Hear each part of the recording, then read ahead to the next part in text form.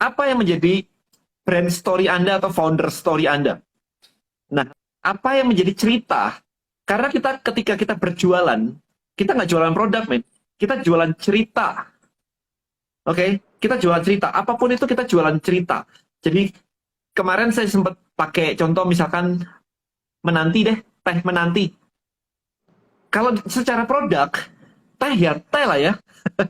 Teh ya teh gitu kan. Iya, teh ya. Ada yang bilang dia rasanya berbeda lah apalah gitu kan. Kalau Anda datang ke restoran Chinese gitu misalnya. Di situ teh juga banyak loh. Chamomile tea, chrysanthemum tea, dan tea yang lain begitu. Emang Anda nyobain semua rasanya beda-beda? Oh, hari ini aku datang ini. Kan enggak juga kan? Jadi kenapa harus mengatakan menanti itu rasanya berbeda, makanya itu jadi laku? Enggak juga. Hari ini enggak ada kok yang ngomongin Dunkin Donut itu rasanya banyak. Ya kan? Jadi yang dijual adalah story-nya.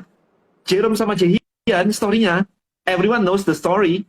Nah, itu sekarang. Nah, maka pertanyaan saya adalah, untuk Anda bisa muncul di dunia digital, maka Anda butuh story. Nah, apa story Anda? Itu yang nomor 2. Jadi kita jualan story. Apapun itu adalah jualan story, Oke. teman-teman. Bukan jualan produk. Kalau jualan produk, Anda akan perang harga. Karena begitu Anda jualan produk, saya lihat nih, produk Anda, laku kencang, saya copy persis, exactly the same, with better taste. Selesai. Atau saya copy persis, rasanya persis, barangnya persis, harganya saya murahin dikit. Selesai. Tapi kalau dikasih story, it's a different thing, gitu. Oke. Ya, Oke, mungkin yang paling ekstrim, Bro Edwin, gini, yang paling ekstrim nih ya. Ini teman-teman ya, yang paling ekstrim nih ya. Kita masing-masing punya agama, right? Tapi kita itu nggak join atau nggak memeluk sebuah agama karena kita mau beli Al-Qur'annya atau mau beli kitab sucinya. Kita buy the concept. Ya kan, mati masuk surga dan sebagainya gitu. Semuanya pendukung. Ya kan, harus pakai kitab suci, pakai salib, pakai apapun itu pendukung.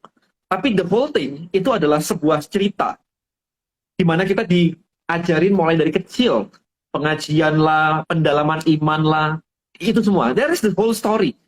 Kalau misalkan masih kecil, belum belief ceritanya, ada pendalaman iman, ada pengajian. Supaya apa? Supaya percaya. So, yang dipercaya apa? Story, sekali lagi.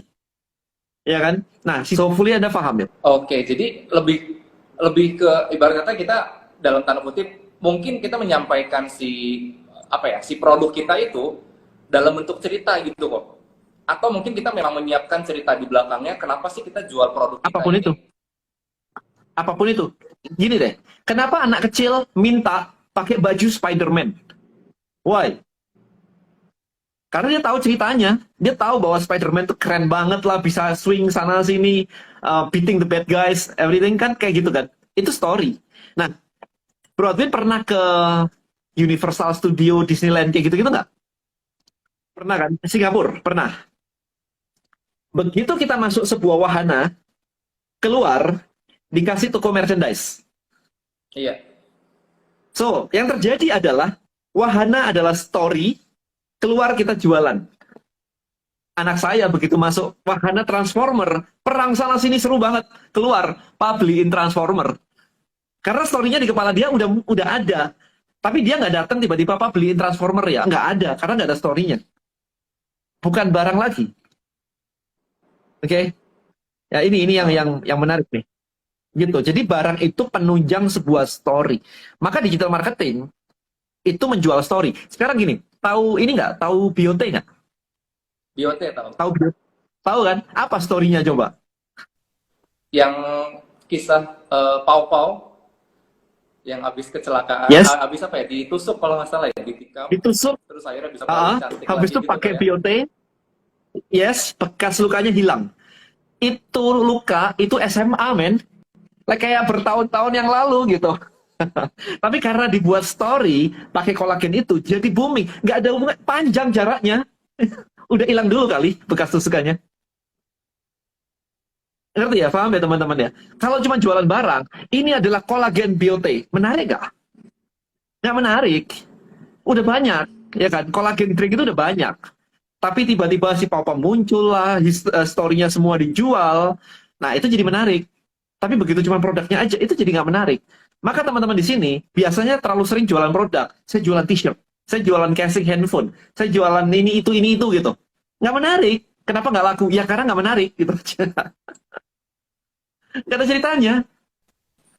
Wait, berarti sekarang gini. Yang harus ketika kita mau bangun bisnis, yang harus kita cari sekarang, yang harus kita cari ini ngomong dunia digital ya, yang harus kita cari adalah aku bisa jualan story apa ya? Di sekitarku ini siapa ya yang orangnya punya story ya? Caranya kayak gitu mikirnya, oke? Okay? Jadi siapa yang punya story bagus yang bisa dijual? Nah, nanti ketika ketemu sebuah story, maka kita cari produk apa yang mendukung story tersebut. Sehingga ketika story tadi kita blow up, produknya ngikut. Kayak jualan Marvel lah ya, Avenger lah ya. Habis itu jualan barang-barangnya semua, gadgetnya semua, pernak-perniknya semua. Gitu. Jadi konsepnya seperti itu. Jadi bukan mencari produk, tapi tujuan Anda adalah mencari di sekitar Anda siapa orang yang punya story. Makanya banyak artis selebgram sekarang tiba-tiba punya produk karena mereka menjual story diri mereka semua. So that's the step. Ya, so find the story. Di sekitar Anda story-nya apa? Itu yang harus dicari tahu. Bisa story itu memunculkan emosi. Emosi itu bisa fear, bisa inspire, bisa feel good, bisa feel smart, emosi apapun itu. Jadi story itu tujuannya untuk memunculkan emosi di dalam orang, di dalam benak orang, hati orang. Nah, emosi itulah yang menggerakkan orang untuk membeli. Bukan logik. Remember, ketika orang ditembak dengan pemikiran logik, barang Anda nggak bakal laku. Selesai. Contoh, kenapa orang harus beli jam Rolex? Bukan untuk logik lihat jam. Karena kalau lihat jam, pakai handphone sudah dapat. Nggak perlu pakai Rolex. There is logic. Ya, jadi story tujuannya meng-create emosi. Emosilah yang menggerakkan orang. Pertanyaan saya adalah, Anda mau customer Anda memiliki emosi apa, sehingga dengan emosi itu dia jadi beli produk Anda. Ya gitu. Belum tentu semuanya biar keren ya. Biar keren is good. Pakai Rolex biar keren. Yes, bener banget. Tapi pandemi ini gerakannya bukan ini. Kalau pandemi ini kan by fear. Ya kan? Jadi ada orang by fear, ada orang by keren dan sebagainya. Jadi macam-macam, bisa bermacam-macam. Kenapa orang beli Ferrari? Bukan karena mencari alat transportasi loh. Karena alat transportasi pakai Grab cukup. Ya kan? Nggak perlu pakai Ferrari. So, itu ya, tujuan dari story adalah meng-create emosi, gitu. Nah, maka dari dua ini aja PR Anda, PR teman-teman udah banyak nih. Nih saya apa ya? Nyampe nggak ya 10 miliar ya? Story saya apa ya? Saya cuma adanya t-shirt, nggak punya story. Nah, teman-teman, cuma jualan t-shirt, cuma jualan casing handphone, barangnya biasa. Rico Huang bikin story-nya apa coba?